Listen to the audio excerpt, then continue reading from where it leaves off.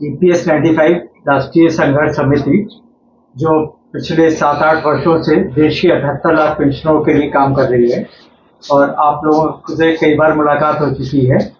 और ये संघर्ष जो है, न्यूनतम पेंशन 7,500 रुपये बढ़ाने और मेडिकल सुविधा के साथ साथ महंगाई भत्ता, इस सब के लिए संघर्ष चल रहा है। उसके लिए हम लोगों का जो संघर्ष है दिल्ली में कई बार हो चुका है। आज हमारे साथ हमारे राष्ट्रीय अध्यक्ष कमांडर अशोक राव जी, राष्ट्रीय महासचिव वीरेंद्र सिंह रजावत जी, राष्ट्रीय सचिव रमेश बहुगुणा जी,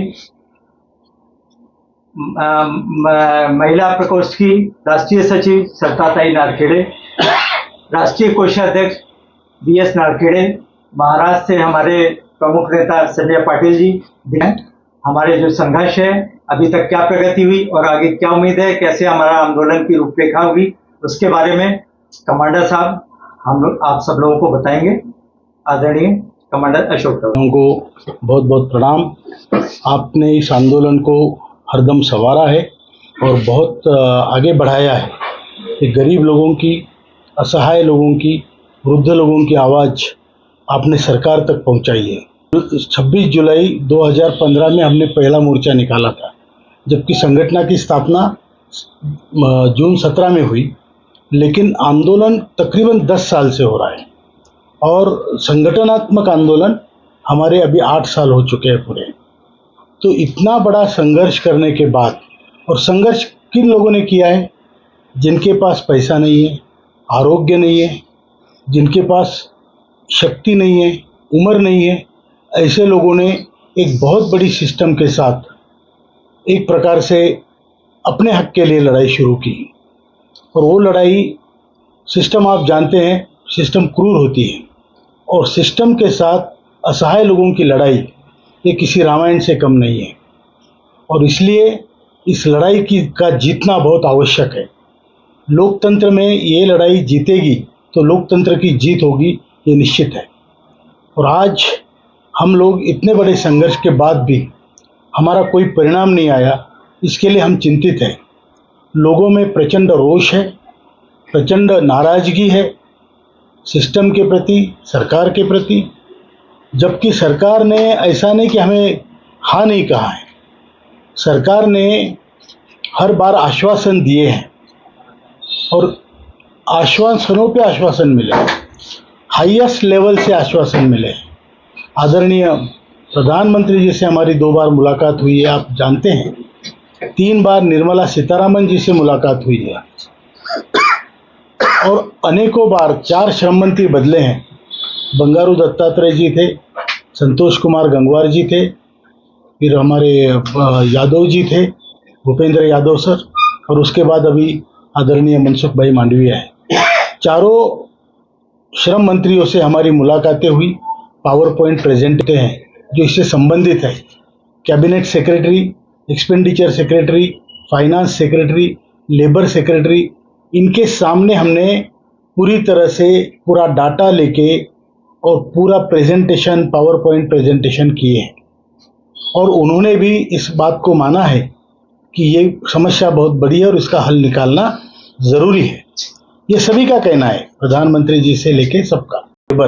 इन्होंने हमें पार्लियामेंट में बुला के हमारी विटनेसेस ली है और उस विटनेसेस में हमने जो उनको पेश किया है, उन्होंने भी ये रिकमेंड किया है कि भारत सरकार को इसमें कुछ अंशदान देना चाहिए, कुछ कंट्रीब्यूशन उनका बढ़ना चाहिए और इस पेंशन को 7,500 महंगाई भत्ता, ये बहुत रीजनेबल हम मांग रहे हैं 2 बूढ़े लोगों को जीने के लिए।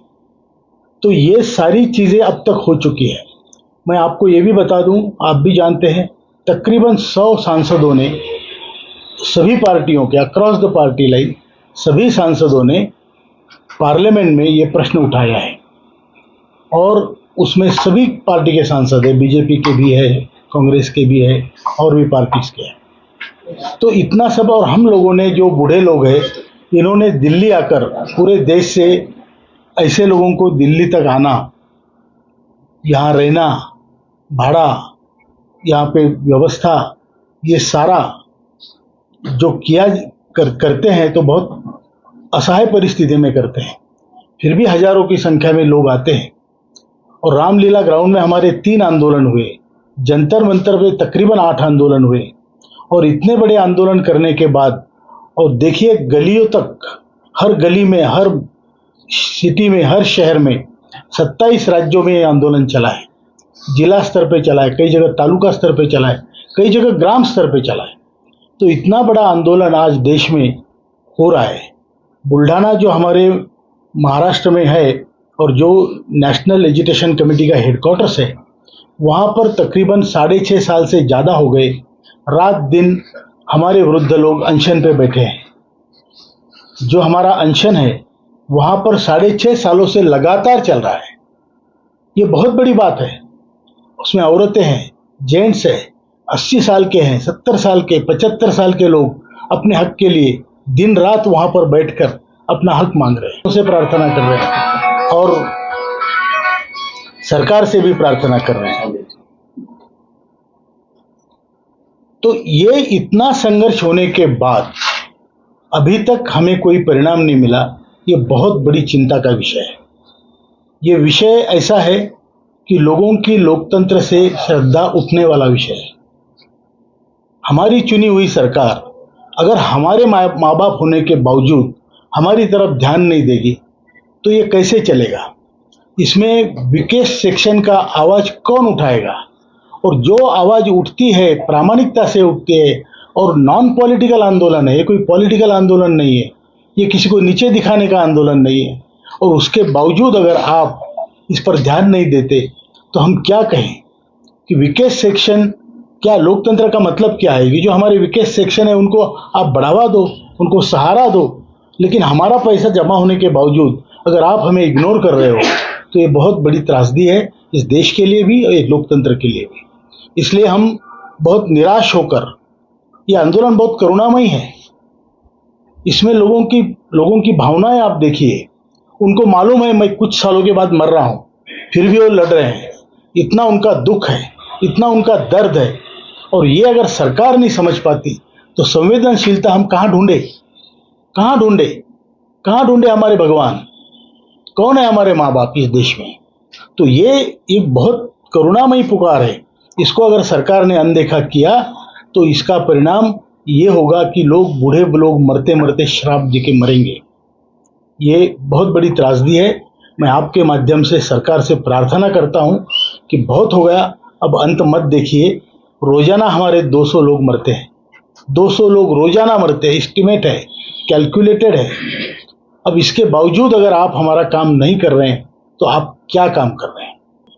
पूरी लाइन में लगा हुआ आखिरी आदमी है जिसके पास ना पैसा है, ना उम्र है, ना आरोग्य है, वो आदमी कहाँ गुहार लगाएगा।